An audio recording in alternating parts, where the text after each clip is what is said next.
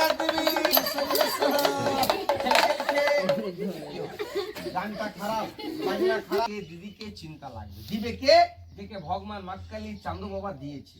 ওঠ আগে খেলা কর, পরে সব এক থালা চাল, চালে পরে 10টি করে টাকা দিবে। শুধু চাল কেউ দিবে না, তোর মেলায় চাল হবে আর মেলায় টাকা হবে, সব দিবে। ওর শুনবি না? একজনা দেখ 100 টাকা দিল আর 5 কিলো চাল দিল, তোর বাবা রেখে দিয়েছে। তবে চোখে দেখবি বাবা যে তোকে খাবার জন্য এক থালা চাল দিবে, 10টি টাকা দিবে। আর ছেলে মেয়েকে হাত তুলে কি দিবি?